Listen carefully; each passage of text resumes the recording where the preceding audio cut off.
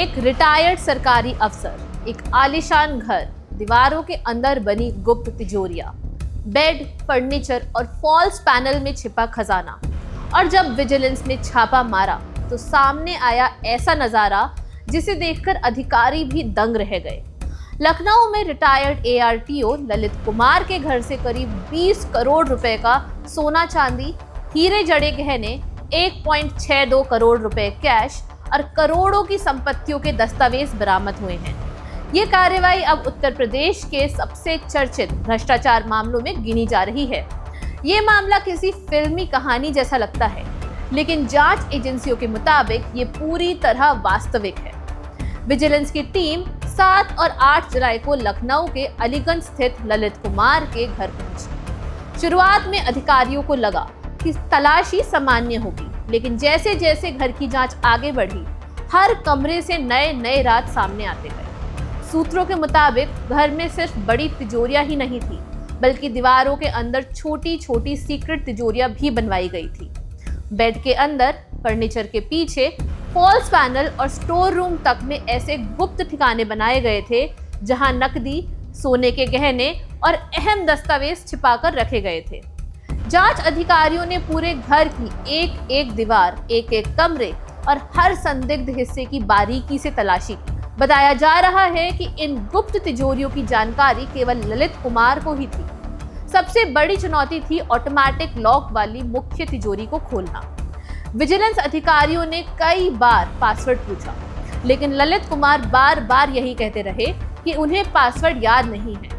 करीब 2 घंटे तक पूरी कार्रवाई इसी वजह से रुकी रही। आखिरकार तकनीकी मदद से तिजोरी खोली गई और जैसे ही तिजोरी खुली, अधिकारियों के सामने सोने के बिस्किट, चांदी के बिस्किट, सोने की ईंटें, हीरे जड़े भारी भरकम आभूषणों का जखीरा दिखाई दिया। सरकारी वैल्यूअर को मौके पर बुलाया गया, जिसने बरामद सोना चांदी और गहनों की कीमत करीब 20 करोड़ रुपए आंकी। तलाशी यहीं खत्म नहीं हुई। पूरे घर की दोबारा जांच में अलग अलग पैकेटों में छिपा कर रखे गए 1 करोड़ 62 लाख रुपए भी नकद बरामद हुए। इसके अलावा बैंक खातों, पोस्ट ऑफिस निवेश, म्यूचुअल फंड, फिक्स्ड डिपॉजिट और दूसरी वित्तीय संपत्तियों से जुड़े दस्तावेज भी मिले, जिनकी कीमत 1 करोड़ रुपए से ज्यादा बताई जा रही है। करीब 9 घंटे तक चले इस सर्च ऑपरेशन ने हर नई जगह से कुछ ना कुछ बरामद होता रहा। अब सवाल उठता है कि आखिर ये पूरा मामला शुरू कैसे हुआ। दरअसल जब ललित कुमार कानपुर ARTO कार्यालय में संभागीय निरीक्षक यानी ARTO के पद पर तैनात थे, तभी उनके खिलाफ आय से अधिक संपत्ति की शिकायत दर्ज हुई थी। शिकायत के बाद परिवहन आयुक्त ने सितंबर 2020 में भ्रष्टाचार निवारण संगठन को विस्तृत जांच की अनुमति दी। इसके बाद कई वर्षों तक उनकी आय, बैंक खाते, निवेश, संपत्तियों और खर्च का रिकॉर्ड खंगाला गया। जांच में सामने आया कि ललित कुमार की वैध आय करीब 93,26,000 रुपए थी, लेकिन उन्होंने चल अचल संपत्तियों और दूसरे खर्चों पर लगभग 1 करोड़ 61 लाख रुपए खर्च किए। यानी उनकी घोषित आय से करीब 68,66,000 रुपए अधिक, यानी लगभग 63.6% ज्यादा खर्च पाया गया। जांच एजेंसी के मुताबिक वो इस अतिरिक्त संपत्ति और खर्च का संशोधनजनक जवाब नहीं दे सके। हालांकि जांच 2024 में लगभग पूरी हो चुकी थी, लेकिन उसी दौरान लोकसभा चुनाव की आचार संहिता लागू हो गई। इसके चलते शासन स्तर पर कार्रवाई की मंजूरी में देरी हुई। चुनाव खत्म होने के बाद आवश्यक स्वीकृति मिली।